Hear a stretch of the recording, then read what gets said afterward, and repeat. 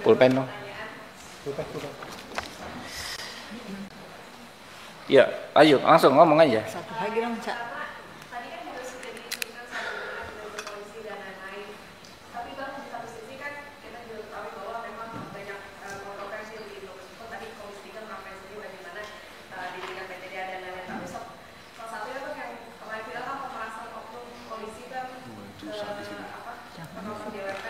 Konser itu Indonesia itu. Terus yang kedua mau bertanya soal beda damai koruptor ini gimana, karena sudah banyak kritik tuh, termasuk juga Mahfud MD kan bilang kalau ini. Kalau Pak Mahfud orang gagal nggak usah didengar.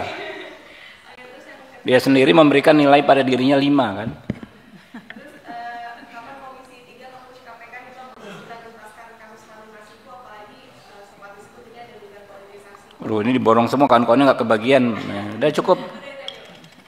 Ya, satu soal kinerja kepolisian itu dia namanya fenomena oknum itu kan ada di semua lembaga.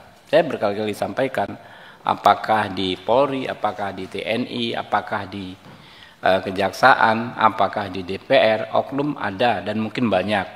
Tapi yang kita nilai ya kalau fenomena oknum ini adalah bagaimana cara institusi merespon setiap terjadi masalah. Kalau Polri, setahu saya begitu ada kasus PTDH ya yang fatal ya, Palu ya kan nggak bisa disembunyikan tuh. Tahu-tahu begitu kita kejar PTDH ya kan, kemudian kalau Sumbar jelas, Jambi begitu juga ya kan, malah 2 orang yang kena PTDH. Jadi kita tentu mengapresiasi.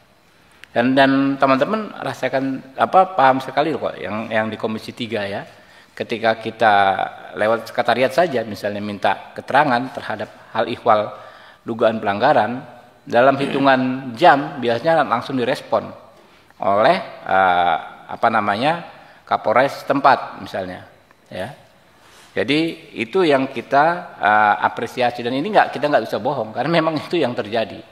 Kita yakin memang Pak Kapolri mengingatkan kepada jajarannya ya, setiap masalah tentu mungkin saja terjadi, tapi bagaimana respon penyelesaiannya yaitu yang dituntut maksimal. Soal DWP ini ada 2 sisi ya. Satu sisi tentu kita menghargai ya, menghormati, apresiasi tindakan yang dilakukan Kadif Propam ya. Tapi di sisi lain juga kita perlu saling mengingatkan bahwasanya event-event musik itu memang sangat rawan menjadi ajang penggunaan narkotika. Saya sejak kasus ini mencuat ya, saya mencari informasi ke berbagai pihak.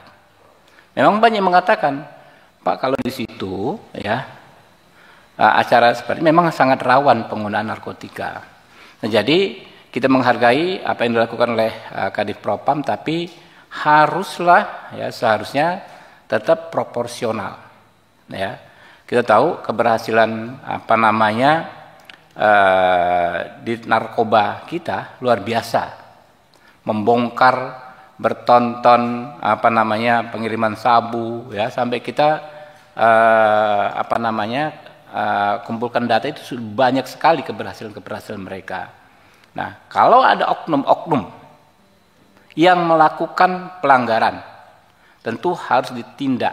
Siapa yang berbuat harus bertanggung jawab.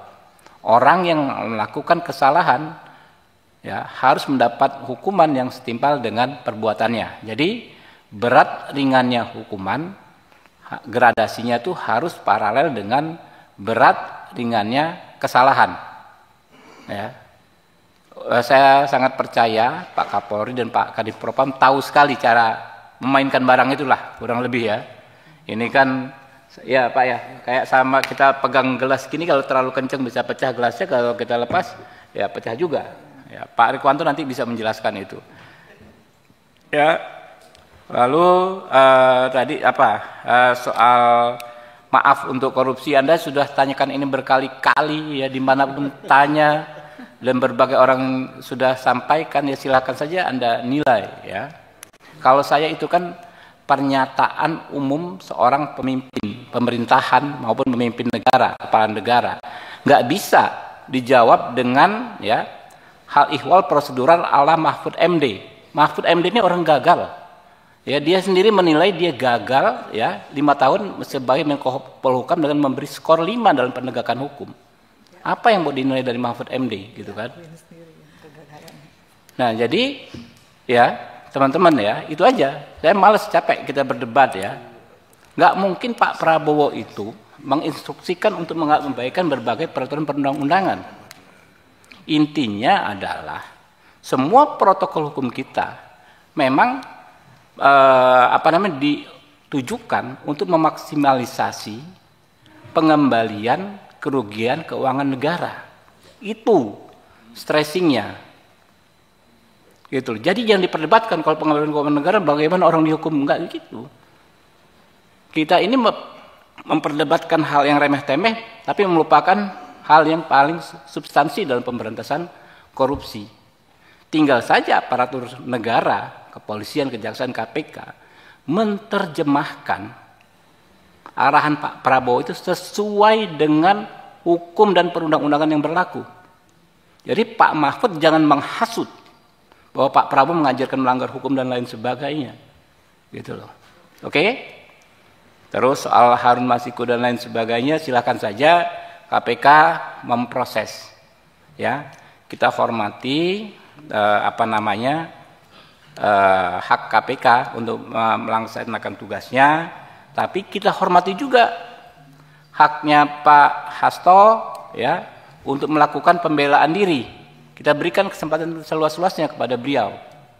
Ya, kalau soal ini politik nggak politik itu sampai nanti kiamat kita nggak akan selesai berdebat. Ya, pasti akan sangat subjektif. Ya, orang yang keinjek akan teriak, orang yang nggak keinjek ya akan diam saja. Itulah dunia kita saat ini. Ya. Tapi kalau aturan nanti ditegakkan, yang dituduhkan maupun yang dibantahkan itu harus sama-sama ada buktinya. Itu saja. Oke, ada lagi teman-teman?